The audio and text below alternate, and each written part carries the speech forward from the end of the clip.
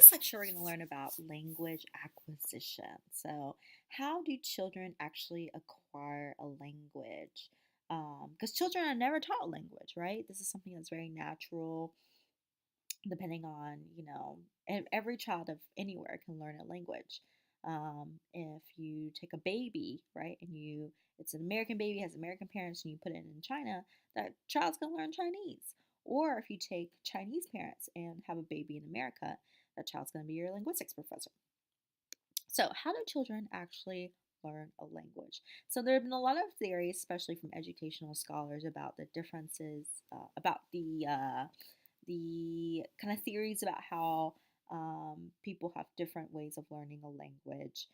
And they, one of the first scholars to come up with this sort of language learning behavior is B.F. Skinner. If you're a educational major, you probably know his views on operant conditioning or behavioralism, the view that language is developed through verbal and reinforcement, imitation and reinforcement. So that means that children are trying to imitate adults, and when they say something wrong, adults would say, "No, that's wrong. That's actually this," and then the children will learn this way. And he based his theories off of classical conditioning. And so, if you're a psychology major, you know that conditioning is something that Pavlov's dog, right? Whenever he would give the dog food, and a dog would salivate. And so, before conditioning, he would have a bell, and then the dog would just like do whatever. But during conditioning, he would ring a bell every single time he gave the dog food, so that after a while you didn't need to have the food there anymore. You could just ring the bell and the dog would automatically salivate.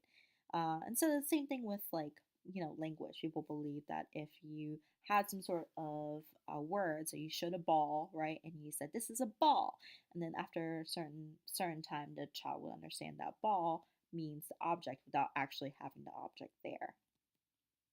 But do children actually learn through imitation? So, for example, this is excerpts from interaction between children and adults. So the child says, "My teacher holded the baby rabbits and we patted them." Adult says, "Did you say the child held the baby rabbits?" Child said, "Yes." Adult, "What did she say that she did?" Child, "She holded the baby rabbits and we patted them." Adult says, "Did you say she held them tightly?" And the child says, "No, she holded them loosely." So the adult is trying to teach the child here that the past tense of hold is not holded, but it's actually held.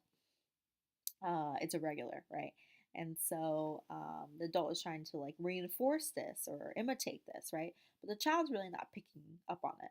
Does that mean that the child is dumb? No, it just means that the child's actually very smart because the child's able to pronounce ed, past tense ed, and just add that to words that he believes to make them past tense. Do children actually learn through reinforcement? So, for example, the child says, "Nobody don't like me," and the mother says, "No, say nobody like." Instead of addressing this, concern, the mother decides to um, teach them language. So it says, "No, say nobody likes me." The child says, "Nobody don't like me," and so this like dialogue's repeated again 8 times. And then the mother says, "Now listen carefully. Say nobody likes me," and the child says, "Oh, nobody don't likes me." Right. So the child's not really understanding that um, in English, like double negation, for example. But the child is not really picking up on this, right? So the child says, "Oh, like, oh, what you're trying to say is likes, right? You're trying to say the plural marker." But it's children are um, it's very, very, very hard to teach something through reinforcement. If someone's just trying to say, yes, do this, or no, don't do this, because language is something that's very social. Do children learn by association? So, the intuitive view, so what people would think would be that the children would look at the object, the parent would say the word, and then the child connects the sounds with the object. So, for example, this is a cat and a mat, and you would show a child this. You would say, "Look, child, this is a cat on a mat." And the child's supposed to understand that it's a cat on a mat. But a child who's observing the cat sitting on the mat also observes that one, a mat is supporting a cat.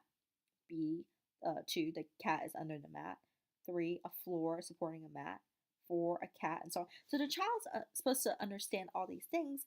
How is it supposed to interpret among all these situations that the cat is on a map. If you're pointing to the situation, it would be very, the first time it would be very difficult for the child to understand what's actually saying. For example, if you think about a dog, if I said, think about a dog, right?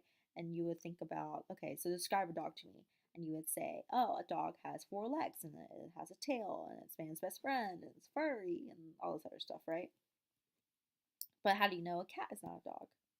Because it also is furry. It's also, well, some cats are friendly, but it's also like a four-legged, taily creature, right? It's a domestic creature. How you know a horse isn't a dog? Because a horse also has four legs. It has a tail and all these other features, and it's very friendly towards humans. Also, how do you know that all of these different varieties of dogs are actually dogs, right? Because they all look very different from each other. Like this dog is on a computer, So how do you know that these are all representations of dogs? How do you know? So, do children learn through structured input, right? So, there's been a study on child directed speech, also known as motherese, but I think that's kind of sexist. So, child directed speech or caregiver speech, in which you kind of mold your speech to children. This is something that's found in a lot of different cultures. Whenever you go to a baby, or like, you don't say, "Hi, baby, how was your day?" You say, "Oh, you're a cute little baby. Like, you don't understand what I'm saying." So you're kind of structured input just means like you're molding your speech or communication to the baby for a particular reason or purpose. So yeah, they did studies on whether or not this actually helped the children learn. So although the infants prefer to listen to child-directed speech than normal adult speech, controlled studies show that the child-directed or caregiver speech does not significantly affect the child's language development. Um, there have also been other studies in which it could help because, like the rise and fall of your voice, like, oh, look at this. It helps, like, engage the baby. Which is, I mean, if you think about it, like, wouldn't that engage you more than someone just talking to you in a regular way, right? So, this structured input might be something that's not necessarily very helpful as far as like improving their brain capabilities or their IQ. Um, but some people would actually find that they have a much larger differentiation between sounds. But again, no real research saying that like you have to talk to children this way. And actually, a lot of different cultures, like Samoan, Kaluli tribe of Papua New Guinea, the Gusi tribe of Kenya, they do not even use a separate register or even talk to or look directly at their babies at all. So it's not like they don't care about their babies. It's more so that they don't see it necessary to keep like talking to a baby. It's a very American perspective to talk to your baby like all the time, right? There have been a lot of like recent research out there that says like you have to talk to your baby, otherwise your baby's going to be a murderer, right? But that's simply not true because there's many different cultures in which the babies babble and they're like, oh, they're just speaking baby, like I'm not really gonna interact with them. Like they interact with them, but it's not like I have to talk, get like be in this baby's face all the time because otherwise this baby's not gonna speak. And they still learn language. And this kind of relates back to Chomsky's theory. This is like what we call the rational theory, right? Showing that language is a complex cognitive systems that could not be required by behavioralist principles. So he was really saying that the early theories that we have of behavioralism and imitation and reinforcement, they don't really match up with the fact that babies everywhere can learn a language. No matter where, whether or not you talk to them, they can still learn a language. And so he said that, yeah, it's because children are they have these innate rules of, language specific rules such as word order, movement. They have these certain understanding of language and of rules that are very, very, very different than, someone like acquiring a second language. So, this is something that He says that every child can learn a language no matter what. So you don't really have to be at the child's face, right? The child just needs some time to mature because all children learn a language. They just need some more time. So you can watch this video about how this child can really understand the differences um, in like past tense ed without someone forcibly teaching him these concepts. The children are very smart this way. For example, Italian speaking children as young as 2 can correctly inflect the verbs. So if you're studying Italian, tu leggi il libro, right? Something like conjugations are very difficult for a lot of American students learning like Italian or Spanish, but this is something that babies, they just learn it very naturally. It's very innate, right? It's rational. It's the maturation hypothesis or show gendered agreement. And you'll notice that a lot of this PowerPoint has lots of cute baby photos. So babies can even determine the sound of different syllables even if they cannot speak the language themselves. So for example, Japanese babies can determine the difference between R and L even though their parents cannot. American babies can determine a retroflex T from an alveolar T even though almost all Americans can't. So of course, going to the Wikipedia page, a retroflex T da, da. versus an alveolar T, which is what we have in American English. Da, da, da. Da, da. So you probably, it's very hard for someone to understand, an American to kind of differentiate the difference. But babies can immediately tell, and so they do these studies in which they hook babies up to these little like probes on their head, and they try to figure out whether or not they can recognize different symbols based on like, where the synapses of their brain fires. They can really understand that babies are very very good at the languages, differentiating between different languages. So the child who says wabbit instead of rabbit will not mistake a picture identification task when they point to a ring or a wing. So if you say to the child, okay, point to the ring, the child will point to this versus this, right? And so even though the child can't articulate what it wants to say, yet they can still understand the differences between different realizations of consonants. And they showed great phonemic awareness. So if a child says, turn on the yite, the linguist says, oh, you want me to turn on the yite? Child says, no, not the yite, right? So this child understands the difference between yite and light, even if it cannot articulate it yet. We talk about Chomsky's theory of universal grammar. So of course he says like, this is something that has actually been debated in the past few years. And it still retains the essential idea that children are born with the ability to make words conform to a grammatical template. So if you have a sentence like the nice dogs like cats, right? So then he's saying that children automatically have these different words. They can pinpoint where the different words lie. So they say like, oh, nice is an adjective or dogs are a noun, right? But recent research has said actually that it's less likely that the children are born with this capacity to automatically know what part of speech everything is, but more likely that the children learn patterns of usage based on different circumstances. So the first time the child hears the dog wants a ball, it doesn't understand dog, doesn't understand wants, and doesn't understand ball. But then the second time the mother says the dog wants food, right? And the child says, oh, you said wants before. So maybe, this is something that, you said it wanted a ball, you said it wanted food. Maybe this is something that, kind of means desire.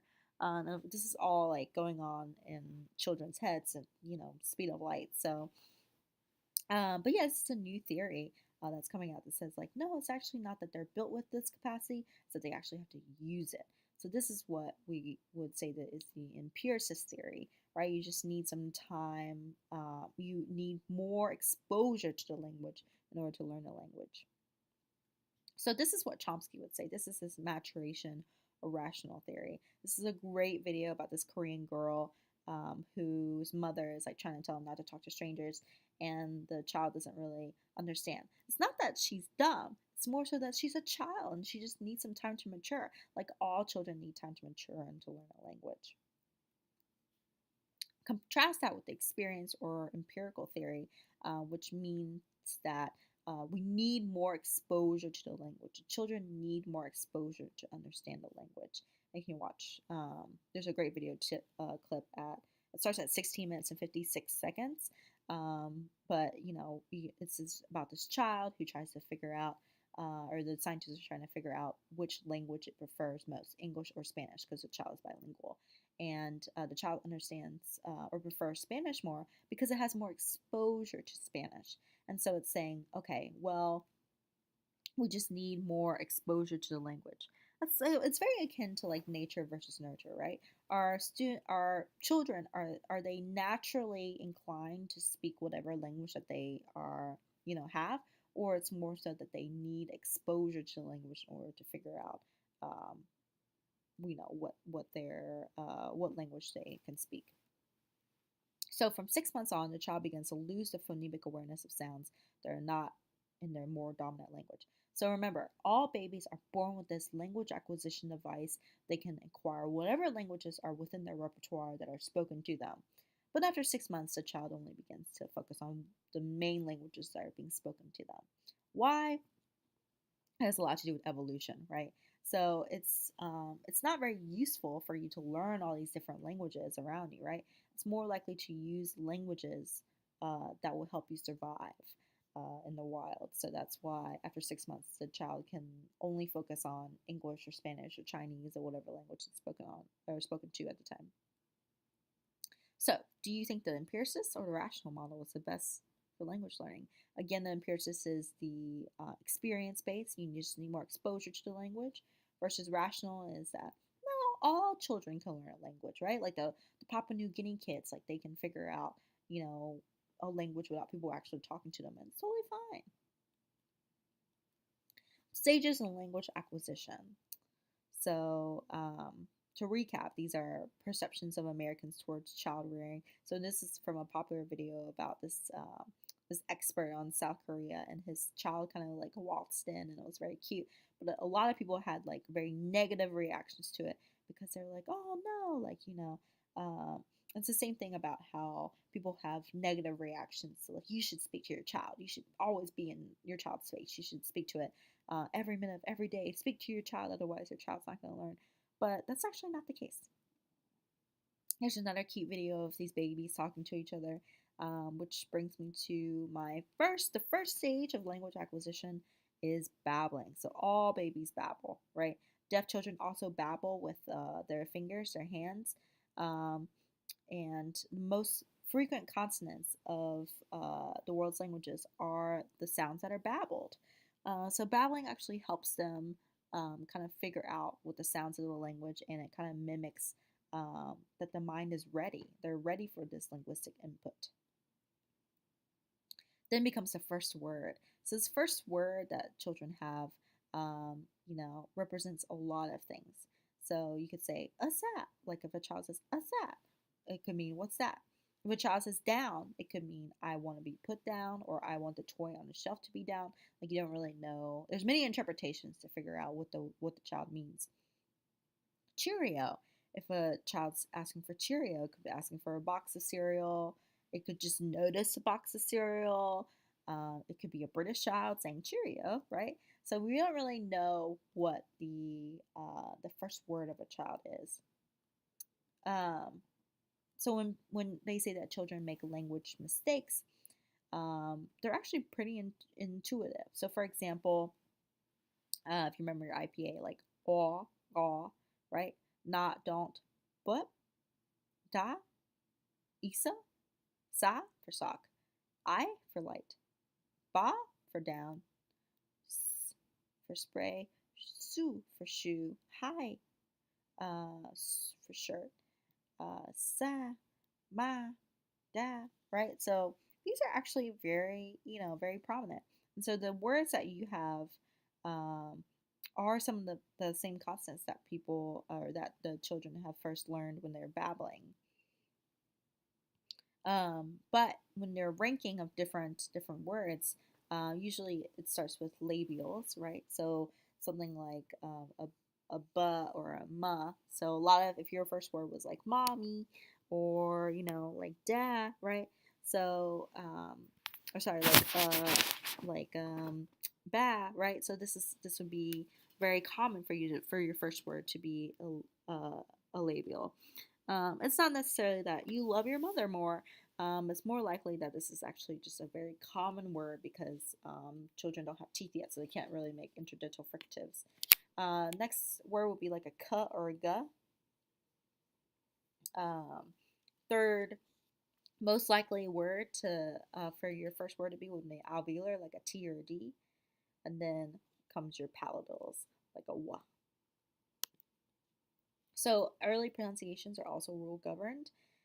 So they have poon for spoon, pain for plain, tis for kiss, taw for cow, towel for cow, tin for teen for clean, polar for stroller, Maol for Michael, daughter for diaper, Pati for poppy, Mani for mommy, Bert for bird, and also bird for big bird. So what are substitutions that the child makes? Um, it's easier to, they'll most likely to say poon, right? Because spoon, having two consonants together, are something that's very difficult for the child. Then they enter in this two-word stage, right? So this two-word stage is there's still some ambiguity, but you kind of figure out now that the child understands possession. So Catherine's sock, right? We know that this means the sock that belongs to Catherine. All gone sock. Bye bye boat. More wet. Dirty sock. It ball. All gone sticky. Hi mommy. I swimming. Mine. So again, the child's able to understand, subject and object, right? Subject verb, and it kind of picks out the most important parts of the word in order to form it. And then we have telegraphic speech. So this is, when the child's speech sounds more like a telegram, like cat stand up table, right? So it leaves words like the cat, a cat stands up on the table, like leaves out prepositions, leaves out function words, because it only needs the most important words to be able to communicate. It's also very interesting that children almost never violate the word orders of their language. So, for example, what that, or he play little tune, right? So, if a baby is born within an English speaking environment, the baby will automatically know subject, verb, object without even being taught this. The children also show really creative ability to produce words. So, for example, you have to scale it. I broomed it up. He's keying the door, right? So these are very wise ways in which children produce utterances. So, what are some other ways that children creatively form words? Or if you ever interact with children, um, think about the ways in which children might produce different sorts of sounds or different words are actually very creative. Like he's keying the door. Why don't we just say that instead of like he's opening the door with a key or something? The children also have syntactic knowledge, right? So if they know to produce like WH words like Jack went up the hill, or Jack and Jill went up the hill, or Jill ate bagels and pumpkin spice lattes. Maybe Jill's basic. So children know automatically how to make sentences. Who went up the hill? Jill eat bagels and what? Children most likely will never say, who did Jack Ann go up the hill? Or what did Jill eat bagels and, right? They're very, very, very good at figuring out how to replace, how to form a question. So much so that, like, another language mistake that children would make is moving the auxiliary to the beginning of a yes or no question. So children often say, where mommy is going. What can you do? You like who? And also Chinese children also say the same thing. You like who, right? Um, and so this is something to where children are innately good at forming questions based on the rules of their language. So, for example, children might say, "What are you eating it?" Right? Whereas an adult would say, "What are you eating?" They have a phrase, "You're eating it," right? And they said, "Okay, well, I need to form a question from this." So they say, "What are you eating?" And then that's how they said, "Okay, well, if I say, 'What are you eating?' there's a leftover it. So let me just tack on it. So what are you eating it?" Right? So they're very, very, very good at trying to figure it out. Here's a woman laughing with a salad. So there's also three types of common patterns in language acquisition. That's over-regularization or overgeneralization, overextension, underextension. And these are all part of the language mistakes, so on and so forth, that children would make. So over-regularization would be if you apply a singular rule to things that are irregular. So, for example, bringed, goed, drawed, run, foots, mouses, sheeps, chaps. And of course, this is very clever, it's very smart because children automatically know how to form plurals in their language. Children also display morphological awareness. So, if you say this is a Mickey Mouse, these are two Mickey Mouses, right? Instead of Mickey Mice. And that's something that's very, that's very similar to how children are able to understand. So they say like sheeps, right? Because in order to make an S, you would say, you would add S on. Doesn't mean that they're dumb, doesn't mean they're stupid or anything. Children automatically know how to form plurals in a language without being taught. James Spader, James didn't. Christopher Walken, Christopher didn't. Um, so yeah, those are examples of just like how we're able to take a different language forms and kind of alter them depending on the different circumstances. So overextension is when a child uses a single word to label multiple things. So for example, all balls would be considered a basketball, right? So the child just assumes that it's just any ball until it has more examples and then it differentiates for them. Or, for example, any fruit can be an apple. A pear could be an apple, an orange could be an apple. So when it says apple, you don't really know what it's referring to. Any male could be called a daddy. Um, Also, like if people don't want to go outside, then they'll say it's raining. And this is very clever, right? Because children, when they observe humans, or sorry, observe they're human, they observe adults. They see that adults won't want to go outside when it's raining.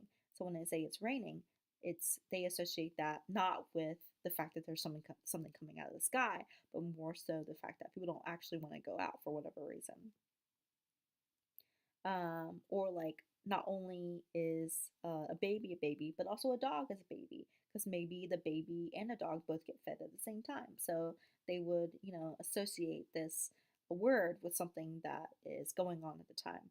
So, like any good scientist, a child can only confirm her or his hypothesis by testing it. So they're trying to test kind of the boundaries of what is a language and the meanings of words um, while it's being used. Under extension would be the opposite. So this is when a child acquires a word for a particular thing and fails to extend it to other objects in the same category, using the word in a highly restricted or individualistic way. So for example, if a child sees a rose and says, "Oh, it's a flower," but it sees a lily and it's not a flower, right? Like a dog has to be a certain breed of dog, but it couldn't be like, a German Shepherd or something. The dog that you have at home is a dog, right? But not a dog in a park. So those are examples of when children underextend things. And that doesn't, of course, it doesn't say anything about their intellectual capabilities. This is something that's very, very, very natural in language production. So talking about bilingual babies, right? Do bilingual babies have the same similar processes? And for, to answer that question, we have to talk about what does it mean to be bilingual, right? It could mean speaking two different languages. It could mean writing in different languages, understanding different languages. Um, do bilinguals have to be fully proficient in both languages? This is a very complicated answer. And the best answer I can come up with is um, if you can, begin to dream in that language, then I would say that you are fully proficient or fully fluent, right? Um, when we think about bilinguals, people who are bilinguals, we kind of have this image in our heads that they speak language A and B very fluently, right? Like they can go back and forth between language A and language B. And in some countries, that's very true. So some people who have to speak in different languages in order to interact, that could definitely be true. This portrait can definitely be true. For people who are translators, for example, for the UN or something, you are very, very, very good at translating and like going back in between the two languages. This is something that this is a great portrait of an ideal bilingual. For the rest of us, a more realistic portrait is this. Like maybe you have a language that you're more dominant in. It could be A, it could be B, right? Or you have a language that you only use in specific contexts. So you can watch this video. It's with this child. How does this is trilingual? So how does she interact with all three different languages, right? French, Spanish, English. Which is the most dominant languages, and which languages are not that dominant? So, bilingual, when we talk about bilingual language acquisition, it's very different than second language acquisition because bilingual language acquisition is something that you learn in infancy, whereas second language acquisition, you acquire it as an adult. So, does language mixing mean that the child is struggling with the language? Not so much.